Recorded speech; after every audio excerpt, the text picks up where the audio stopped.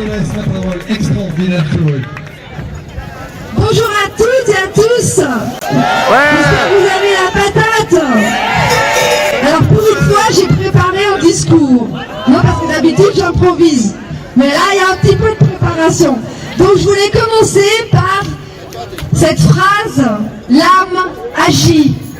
Aujourd'hui, je vais moins être dans les chiffres et je vais être un petit peu plus dans le cœur, un peu plus dans l'éthique et un peu moins dans les mathématiques. Je vais faire un appel aux membres des partis politiques, par exemple les Insoumis, les membres de l'UPR, ceux qui sont un petit peu timides en ce moment par rapport à nos libertés.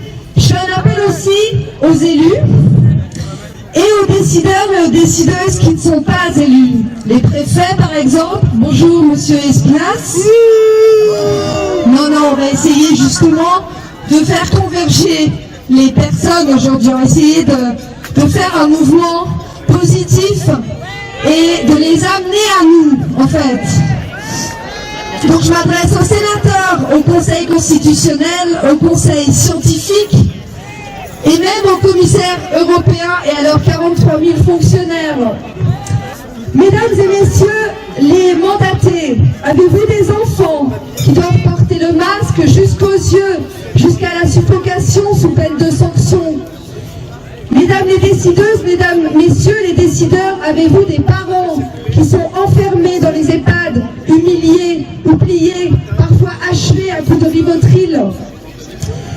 J'aimerais vous demander de vous reconnecter à votre cœur et d'oublier les promesses faites à vos financeurs.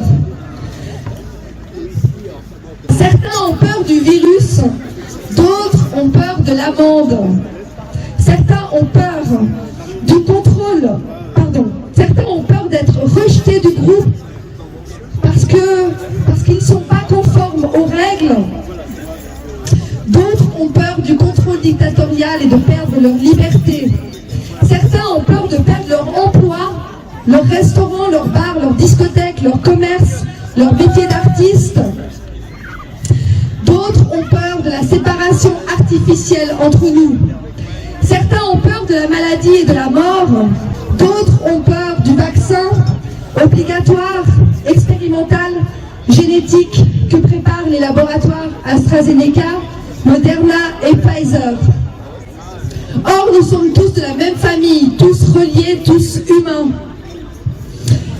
Et ensemble ou individuellement, nous vaincrons ces peurs instillées artificiellement par les médias subventionnés et par les gouvernements corrompus.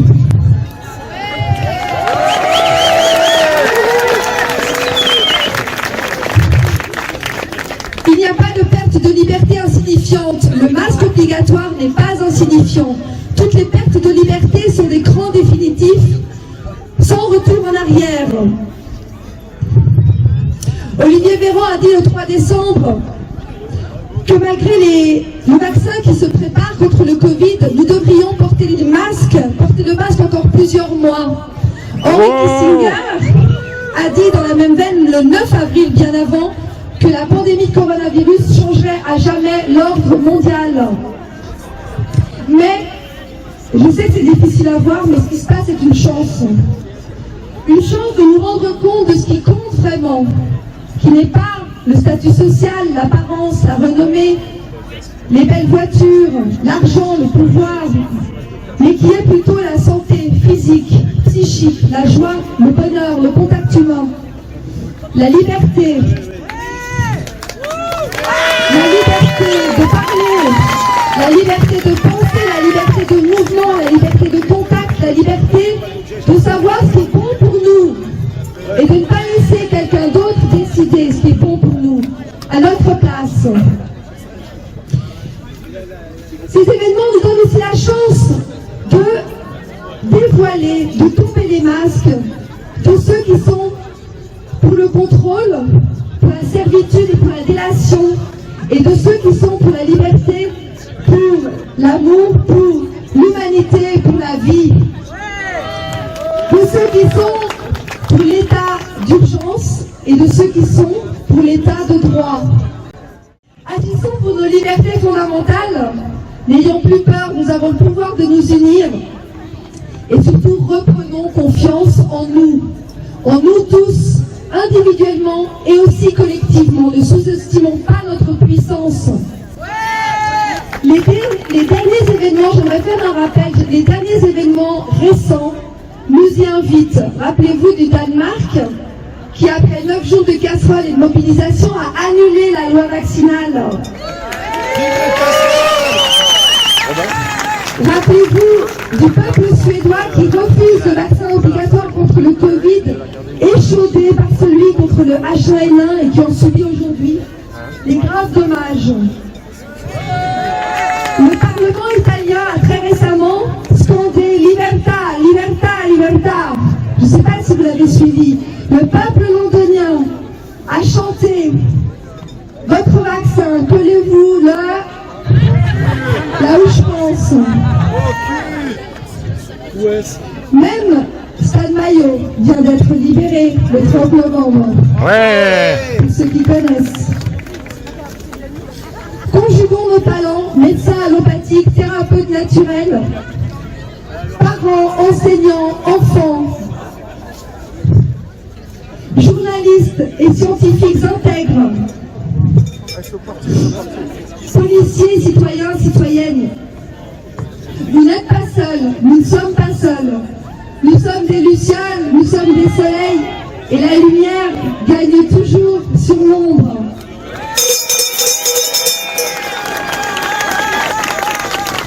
L'heure n'est plus au grand reset. Non, non. L'heure est au grand réveil maintenant. Merci beaucoup à vous.